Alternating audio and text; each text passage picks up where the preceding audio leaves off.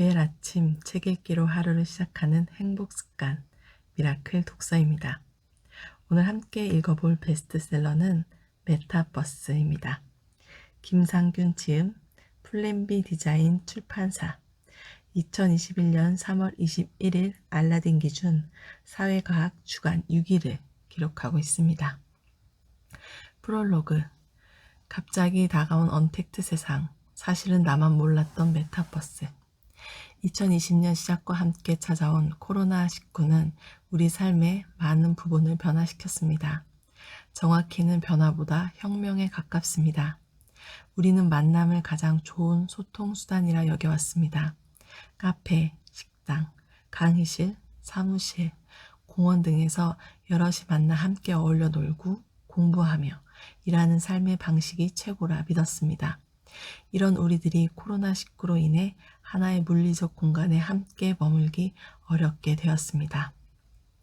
접촉을 뜻하는 콘택트와 반대를 뜻하는 언을 합쳐서 만든 신조어 언택트는 빠른 속도로 우리 사회의 일반적 문화가 되었습니다. 비대면, 원격 교육, 줌, 웹엑스, 팀즈 이런 키워드들은 2019년 말까지만 해도 우리에게 매우 낯선 개념이었는데 코로나19 이후 초등학생부터 나이 지긋한 기업체 임원분들에게까지 불과 몇 달 만에 일상의 단어로 스며들었습니다. 언택트 시대, 사람들은 새로운 세상이 열렸다는 불안감과 신기함을 동시에 느꼈습니다. 언택트 세계는 원래 존재하지 않던 새로운 세계일까요? 아니요, 저는 아니라고 생각합니다. 코로나19 이전에도 언택트 세계는 현실 세계와 공존했습니다. 코로나19 이전에도 우리는 일상의 기록을 소셜미디어에 올리고 서로 좋아요 버튼과 댓글로 소통했으며 사이버 대학의 교수와 학생들은 온라인에서 비대면으로 공부해왔고 글로벌 기업들은 해외 법인들과 각종 화상회의 도구와 협업 툴을 가지고 함께 일했습니다. 또한 국내 인구의 절반 정도가 온라인 게임 세상에서 휴식 시간을 보내왔습니다. 국내 게임 시장 규모는 15조 원을 넘어섰는데 국내 커피 시장 규모가 10조 원 정도임을 볼 때 얼마나 많은 이들이 온라인 게임 세상에 머무는지 가늠할 수 있습니다. 코로나19 이전에는 존재해왔던 이런 언택트 세계를 메타버스라 부릅니다. 스마트폰, 컴퓨터, 인터넷 등 디지털 미디어에 담긴 새로운 세상, 디지털화가 된 지구를 뜻합니다.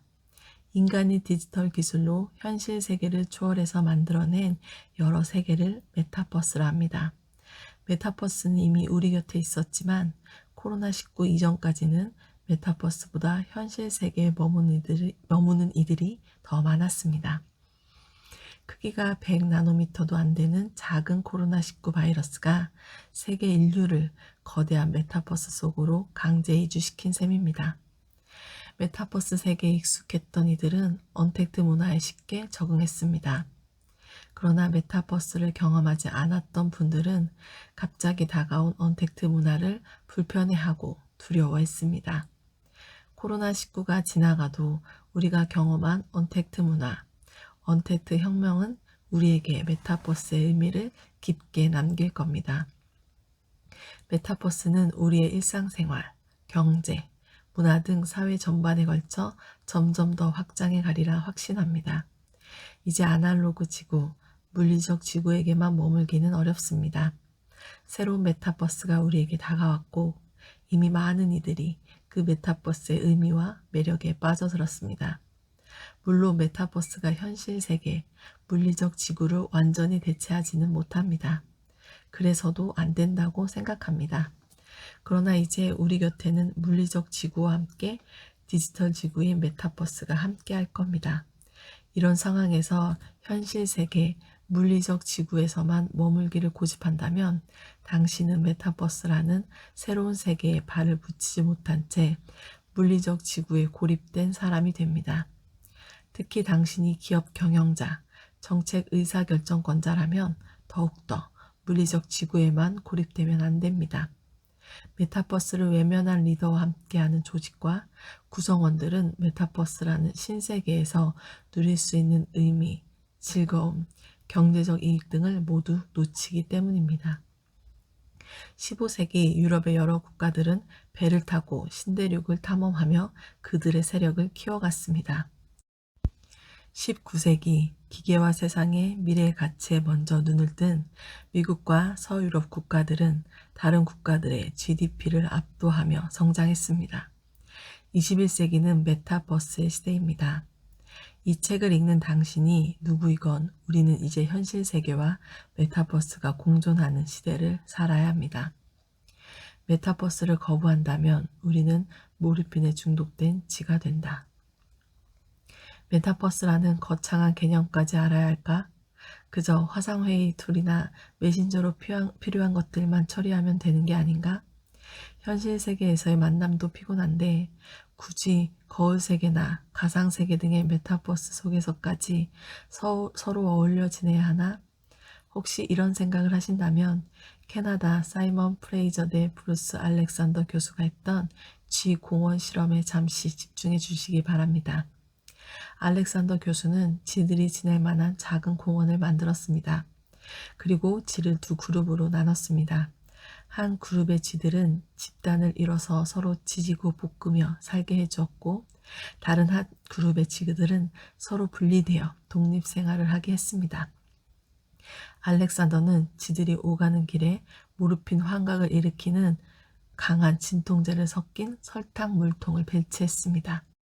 함께 지지고 볶으며 사는 쥐들과 각자 독립생활을 하는 쥐들, 어느 쪽이 모르핀을 탄 설탕물에 더 집착하는지 관찰했습니다. 결과는 확실했습니다. 독립생활을 하는 쥐들이 모르핀에 더욱더 강한 집착을 보였습니다.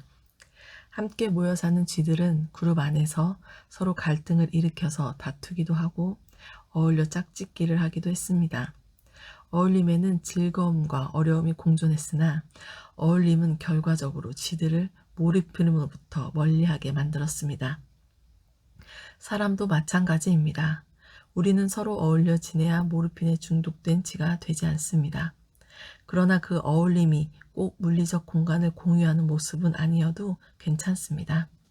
현실 세계에서의 어울림이 부족하거나 효율적이지 않다면 메타버스에서 더 다양한 어울림을 만들면 됩니다.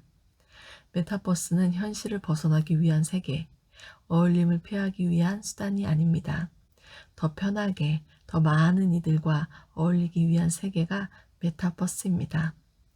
메타버스 안에서 함께 지지고 볶으며 새로운 가치를 만들어 가야 합니다. 메타버스를 여행하는 탐험가. 저는 다양한 학문을 탐구했습니다. 학부 시절에는 로봇 공학을 전공하며 독학으로 게임 개발에 입문했습니다. 인터넷이 없던 시절 전화로 접속해서 여럿이 함께 즐기는 원시 형태의 온라인 게임을 만들어서 상용 서비스를 오픈했습니다. 분당 접속료 10원을 받아서 전화회사와 수익을 나눠 갖는 사업 모델이었습니다. 제 나이 24살 때 일입니다. 대학원에서는 산업공학을 거쳐 인지과학으로 박사 과정을 마쳤습니다. 사람의 마음을 알고 싶다는 호기심으로 시작했던 인지과학 공부는 제게 더 큰 질문만 남긴 채 끝났습니다. 황하 폴 고갱이 1897년에 완성한 우리는 어디서 왔고 무엇이며 어디로 가는가 라는 작품의 타이틀은 제 박사과정 중의 화두였는데 저는 이 물음에 관한 해답의 근처에도 도달하지 못했습니다. 다만 해답은 20만 년 전의 시간 속이나 수백만 광년 거리의 우주 먼 곳에 존재하지 않고 한 시대를 살아가는 우리들에게 있으리라 짐작하고 있습니다. 사람들은 어떤 감정을 느끼는지, 그래서 어떻게 소통하는지, 그 소통에서 무엇을 얻고 무엇을 잃는지, 그런 성취와 상실이 우리의 마음과 행동에 어떤 영향을 주는가를 탐구했습니다. 그 과정에서 제가 어설프게 탐험했던 심리학, 철학, 교육학, 컴퓨터공학, 산업공학, 게이미케이션 등은 저를 하나의 세계로 이끌었고 그게 바로 메타버스였습니다. 우리는 한 시대, 하나의 지구에서 살지만 각자의 선택에 따라 동시에 여러 개의 메타버스에서 살아가고 있습니다. 물리적 지구만 바라볼 게 아니라 디지털 지구인 여러 메타버스를 탐험하면 제 화두에 관한 해답에 한 걸음 가까이 다가서리라 기대합니다. 저희 탐험은 앞으로도 계속됩니다. 이 책을 읽으시는 여러분이 왜 이 책을 선택했는지, 현재 무엇을 하고 있고 앞으로 어떤 계획을 갖고 있을지는 모르지만 메타버스는 지금 이 순간에도 여러분과 연결되어 있습니다. 여러분과 저를 포함한 우리 모두는 메타버스를 탐험해야 합니다. 메타버스 여행 가이드.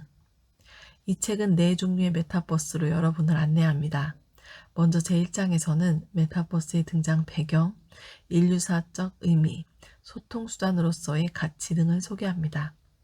메타버스를 여행하기 위한 준비 단계로 보시면 됩니다. 그 다음부터는 4종류의 메타버스를 차례대로 여행합니다. 증강현실 세계, 라이프로깅 세계, 거울 세계, 가상 세계 순으로 살펴봅니다. 이들을 꼭 순서대로 여행하실 필요는 없습니다. 한쪽을 보시다가 현기증이 나시면 잠시 다른 메타버스를 먼저 보시고 다시 돌아오셔도 됩니다. 다만 여정을 끝까지 이어가시기를 기원합니다. 6장은 다양한 산업에서 우리나라를 대표하는 기업들에게 메타버스를 어떻게 바라보고 활용할지를 제안하는 내용을 담고 있습니다. 여러분이 속한 조직이 6장에 포함되어 있지 않더라도 산업 분야나 비즈니스 모델 등이 유사한 기업을 놓고 살펴보시면 도움이 되시리라 기대합니다. 메타버스가 유토피아가 될지 디스토피아가 될지 아직은 확신하기 어렵습니다. 7장은 메타버스가 풀어야 할 윤리, 법, 경제, 심리적 문제 등을 제시하고 있습니다. 메타버스는 그 정의 자체가 아직 확고하지 않은 개념입니다. 따라서 메타버스에서 풀어야 할 문제의 주제와 해결 방안도 지속적으로 논의되어야 합니다. 7장에서는 그런 논의를 위한 몇 가지 화두를 던집니다. 이 책을 읽는 동안 상상의 나래를 넓게 펼치시면 좋겠습니다. 새로운 메타버스에서 우리 아이들이 어떻게 학습하고 성장할지 상상해 보시기 바랍니다. 새로운 메타버스에서 기업 경영과 산업 환경이 어떻게 진화할지 상상해 보시기 바랍니다. 새로운 메타버스에서 기업 경영과 산업 환경이 어떻게 진화할지 상상해 보시기 바랍니다. 새로운 메타버스에서 국가 시스템과 글로벌 협력 체계에 어떤 변화가 생길지 상상해 보시기 바랍니다. 소설 데미안의 싱클레어처럼 알을 깨고 메타버스로 날아가시기 바랍니다. 2020년 10월 10일 소중한 날의 김상균 올림. 파트 1. 인류는 디지털 지구로 이주한다. 새로운 세상, 디지털 지구, 메타버스의 탄생. 지하철에서 사람들은 무엇을 하나요? 모두가 고개를 숙이고 스마트폰만 바라봅니다. 현실의 내 몸은 지하철 의자 위에 있으나 내 정신과 의지는 온전히 스마트폰 속 세상에 있습니다. PC방에서 사람들은 무엇을 하나요? 5명이 나란히 앉은 채 지구 반대편에 있는 수십 명과 연합해서 또 다른 지구의 수십 명과 전쟁을 치르고 있습니다. 초등학교 시절에는 방학금 무렵에 몰아쓰던 일기를 성인들은 소셜미디어에 매일 쓰고 있습니다. 무엇을 먹었는지, 어떤 책을 읽었는지, 누구를 만났는지, 무슨 좋은 일이 있었는지를 꼼꼼히 온라인 세상에 올립니다. 우리의 몸은 물질의 세상, 아날로그 지구에 있지만 우리의 생활은 점점 더 디지털 세상, 디지털 지구로 이동하고 있습니다. 아날로그 지구에서 사람들과 소통하고 놀아도 되는데 굳이 왜 디지털 지구에서 살고자 할까요? 인간은 예로부터 새로운 세상을 탐험하고 더 많은 이웃을 만들고 끝없이 무언가를 성취하며 살아왔습니다. 이것은 인간의 기본적 욕구입니다. 인간은 자신이 가진 욕구를 다 채울 수 없는 존재입니다. 아날로그 지구에서 아무리 많은 건물을 짓고 새로운 상품을 만들고 여행을 다니고 사람들을 만나도 욕구를 다 채우지는 못합니다. 아날로그 지구로 채우기에는 부족한 욕구를 채우기 위해 우리는 디지털 지구를 만들어 가고 있습니다. 스마트폰, 컴퓨터, 인터넷 등 디지털 미디어에 담긴 새로운 세상, 디지털화된 지구를 메타버스라 부릅니다. 메타버스는 초월, 가상을 의미하는 메타와 세계, 우주를 뜻하는 유니버스의 합성어입니다. 현실을 초월한 가상의 세계를 의미합니다. 메타버스의 모습은 지금 이 순간에도 끊임없이 진화하고 있기에 메타버스를 하나의 고정된 개념으로 단정하기는 어렵습니다. 페이스북, 인스타그램, 카카오 스토리에 일상을 올리는 것, 인터넷 카페에 가입해서 회원이 되고 활동하는 행위, 온라인 게임을 즐기는 것, 이 모든 게 다 메타버스에서 살아가는 방식입니다. 기술 연구단체인 ASF는 메타버스를 증강현실 세계, 라이프로깅 세계, 거울 세계, 가상 세계 네 가지로 분류합니다. 현재까지는 ASF의 분류가 가장 깔끔하고 타당해 보여서 이 책에는 이 네 분류를 기준으로 메타버스의 현재와 미래를 풀어보려고 합니다. 스마트폰 앱으로 포켓몬을 잡아보셨나요? 자동차 안 유리에 길 안내 이미지가 나타나는 HUD를 사용해 보셨나요? 아니면 스마트폰 앱으로 책에 있는 마커를 찍었더니 책 위에 움직이는 동물이 나오는 걸 본 적이 있으신가요? 증강현실 세계를 경험하신 겁니다. 인스타그램에 오늘 먹었던 음식 사진을 올려보셨나요? 페이스북에 최근에 읽었던 멋진 책의 커버를 찍어서 올리셨나요? 공부하는 당신의 모습, 일하는 모습을 브이로그에 올리셨나요? 인간극장이나 나 혼자 산다를 보셨나요? 라이프로깅 세계를 즐기신 겁니다. 아이돌 팬카페에 가입해서 활동해 보셨나요?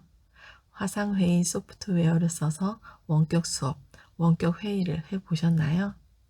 배달의 민족 앱으로 음식을 주문하거나 에어비앤비로 숙소를 예약해 보셨나요? 거울 세계를 경험하셨습니다. 온라인 게임을 해 보셨나요? 스티븐 스필버그가 제작한 영화 레디 플레이어 1을 보셨나요?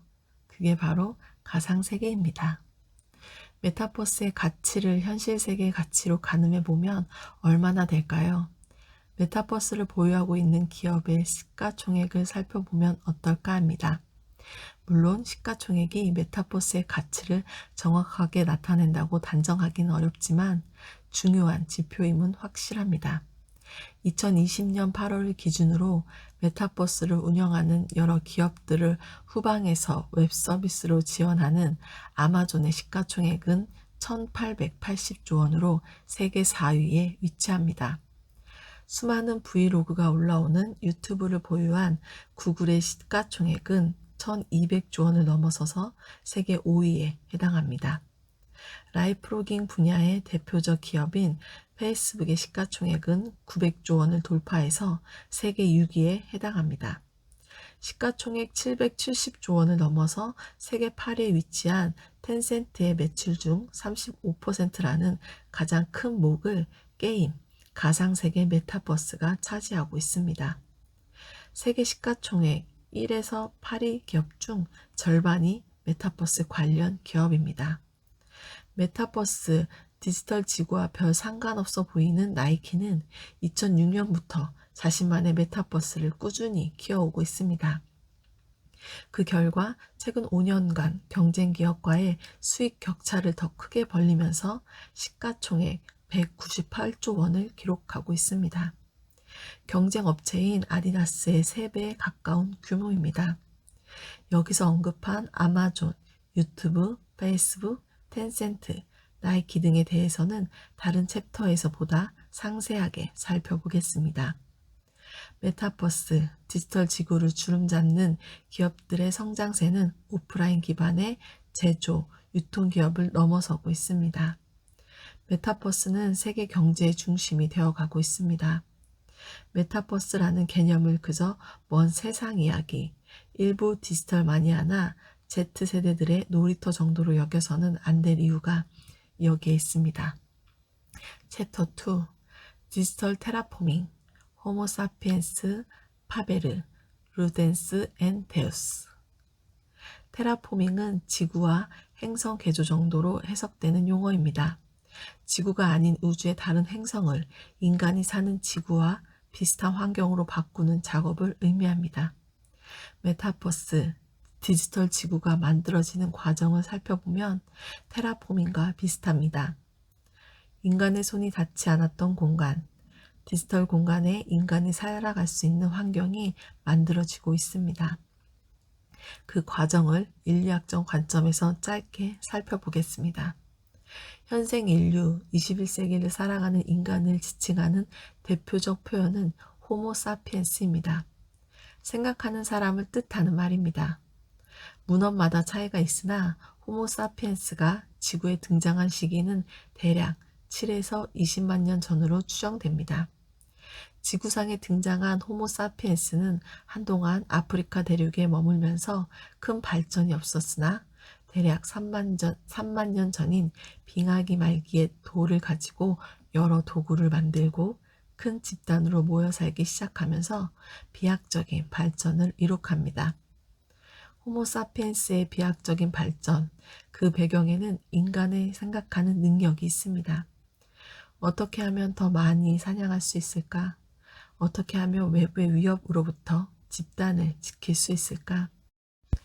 이런 질문에 답하는 과정, 즉 존재하지 않는 것을 상상하고 고안하는 사고력과 생각의 결과를 언어로 소통하는 능력을 통해 호모사피엔스는 지구에서 가장 영향력 있는 종으로 성장하게 됩니다. 현대 교육의 큰 틀은 바로 이런 호모사피엔스적 사고력을 키우는 데 있습니다. 어떻게 하면 새로운 것을 생각할 수 있을까? 어떻게 하면 앞선 이들이 정리해 놓은 생각의 틀을 익혀서 내 생각에 사용할 수 있을까? 19세기 초 산업혁명을 기점으로 인류를 지칭하는 새로운 단어가 등장합니다. 도구를 만들고 활용하는 인간, 호모 파베르입니다. 호모 사피엔스가 없었던 것을 상상하고 그 상상을 동료들에게 전파하는 데 집중했다면 호모 파베르는 상상의 결과를 눈에 보이는 도구로 만들어냅니다. 그리고 그 도구를 활용해서 다양한 재화를 더 빨리, 싸게, 많이 만드는 데 집중합니다. 19세기 이전까지 아프리카, 남미, 북미, 유럽 지역의 각 국가별 GDP 증가율은 큰 차이가 없었습니다. 그러나 호모파베르적 접근으로 다양한 산업화 도구의 제작과 활용에 집중한 미국, 서유럽의 GDP 증가율은 다른 지역 국가들의 압도적으로 가파르게 증가했습니다. 전화, 전구, 비행기, 반도체, 인터넷, 광섬유 등 현대 문명을 대표하는 것들은 모두 그런 과정에서 만들어졌습니다.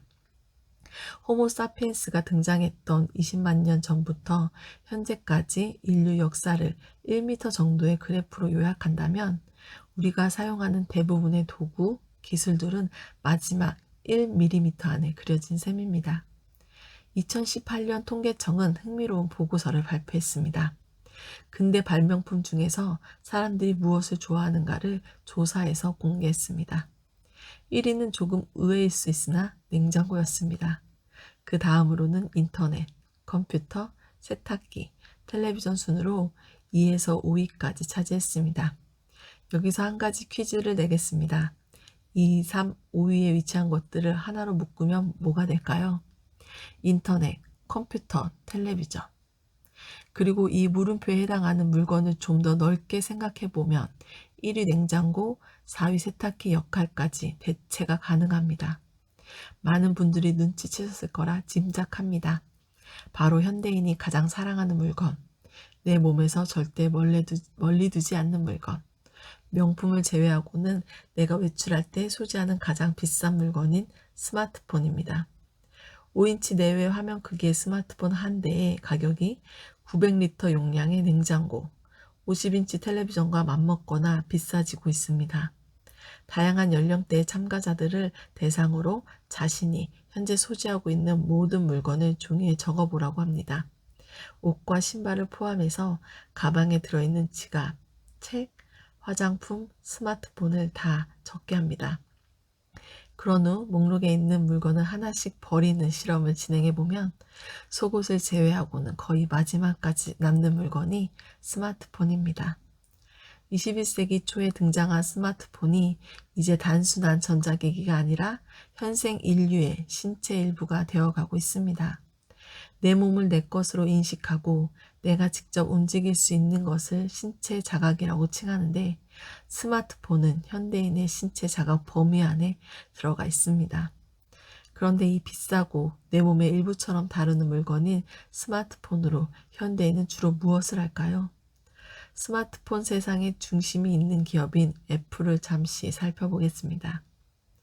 2020년 9월 기준으로 시가총액 2250조 원을 넘어서서 세계 수많은 기업들 중 1위를 차지했습니다. 애플은 앱스토어에서 매년 천문학적인 매출을 올리고 있습니다. 2019년 기준으로 대략 58조 원의 매출을 올렸고 이익은 대략 17조 원 정도에 달합니다. 그러면 애플 앱스토어의 사람들은 주로 무엇을 다운로드할까요? 한국, 미국, 유럽, 세계 시장별로 통계를 살펴보면 그 결과는 국가 지역별로 큰 차이가 없습니다. 다운로드 수 상위 1에서 22건 앱 중 70% 정도는 게임이고 나머지 30% 정도는 주로 소셜미디어, 동영상 스트리밍 앱들입니다. 물론 다운로드 순위가 앱스토어 매출과 정비례하지는 않습니다. 앱 내부 결제인 인앱 결제가 많기 때문입니다. 그러나 세계인들이 스마트폰을 주로 게임, 소셜미디어, 동영상, 스트리밍에 활용한다는 점은 확실합니다. 좀 이상하지 않으신가요? 그 귀중한 물건인 스마트폰을 왜 주로 게임과 소셜미디어, 동영상 스트리밍에 사용할까요? 그런 활동이 인간에게 어떤 의미가 있을까요? 이쯤에서 현생 인류를 지칭하는 세 번째 키워드인 호모 루덴스를 잠시 살펴보겠습니다. 호모 루덴스는 네덜란드 역사 철학자인 요한 하위징하가 현생 인류를 지칭하기 위해 만든 말입니다. 인류의 역사, 인간의 모든 활동과 상호작용에는 기본적으로 놀이, 즐거움이 깔려 있다는 의미입니다. 현재와 같은 스마트폰, 컴퓨터, 게임기가 없던 시절, 심지어 원시 시대에도 인간은 사냥과 생존 이외의 놀이를 즐겼습니다. 원시 시대의 동굴 벽화에는 춤을 추거나 동물 가죽을 뒤집어 쓰고 무언가 놀이를 즐기는 사람들의 모습이 나타납니다. 인류는 그런 놀이를 잘 즐기기 위해 놀이 과정에서 다툼을 피하기 위해 규칙을 만들었습니다. 규칙을 준수하며 놀아야 억울한 사람이 없이 모두가 즐겁다는 점을 깨달았습니다. 놀이를 위해 규칙을 만들고 즐기던 행위가 집단사회에 필요한 규칙, 법을 만드는 기초가 되었습니다. 놀이를 위해 규칙을 만들고 지켰던 약속이 문화가 되면서 사냥을 할 때 어떤 규칙을 지킬지, 사냥한 고기와 채취한 물건들을 서로 어떤 규칙으로 나눌지를 서로 약속하고 지켜가기 시작했습니다. 또한 집단사회별로 언제, 어디서, 누가 무엇을 하며 어떻게 노는지가 달라졌는데, 이러한 차이는 시간이 흐르면서 집단사회마다 서로 다른 문화를 형성하는 배경이 되었습니다. 요컨대 인간은 태생적으로 놀이를 좋아했으며 더 잘 놀기 위해 규칙을 만들었고, 그런 규칙이 집단사회의 규범, 법, 문화를 형성한 밑바탕이 되었습니다. 이런 흐름은 메타버스의 형성 과정에도 비슷하게 나타납니다. 증강현실 세계, 라이프로깅 세계, 거울 세계, 가상 세계의 네 가지 메타버스 중 가장 먼저 등장했고 다양성과 규모 면에서 성장 속도가 제일 빠른 메타버스가 가상 세계입니다. 가상 세계 메타버스의 효시이자 대표 사례는 온라인 게임입니다. 놀이를 좋아하는 인간, 호모 루덴스는 인류 최애 도구인 컴퓨터, 인터넷, 스마트폰을 가지고 온라인 게임을 즐기기 시작했으며 온라인 게임 문화가 가상세계를 포함한 메타버스로 확장해 갔습니다. 가상세계를 포함한 다양한 메타버스를 스스로 창조하면서 인간은 또 다른 존재로 진화하고 있습니다. 호모 루덴스인 인류가 창조하고 있는 메타버스에서 인간은 호모데우스가 되고 있습니다. 호모데우스는 예루살렘 히브리 대학의 역사학과 교수인 유발 하라리가 2015년도에 발표한 책에서 언급한 개념인데 여기에 데우스는 신을 뜻합니다. 즉 호모데우스는 신이 되려는 인간을 의미합니다. 21세기는 역사상 매우 특이한 시기입니다. 굶어 죽는 사람보다 과식과 비만으로 죽는 사람이 많으며 전염병으로 죽는 사람보다 노화로 죽는 사람이 많습니다. 호모사피엔스의 20만 년 역사상 이런 시기는 없었습니다. 이렇게 기본적인 욕구와 안전을 지켜낸 인류는 보다 높은 가치를 원합니다. 바로 영원한 행복과 영원한 삶입니다. 이는 종교적 관점에서 신의 영역에 해당합니다. 아날로그 지구에서 인류가 영원한 행복과 삶을 누릴 수 있을지, 그게 언제일지는 저도 모릅니다. 그러나 그런 꿈을 인류는 이미 메타버스 속에서 조금씩 만들어가고 있습니다. 메타버스의 인류는 자신들이 생각한 세계관, 생명체, 자원, 환경 조건들을 설정해서 운영합니다. 그리고 그 속에서 인간이 창조한 인공지능 캐릭터와 인간이 함께 어울려서 지냅니다. 가히 호모데우스다운 놀이터를 메타버스에 만든 셈입니다. 오늘 미라클 독서는 여기까지 읽겠습니다. 감사합니다.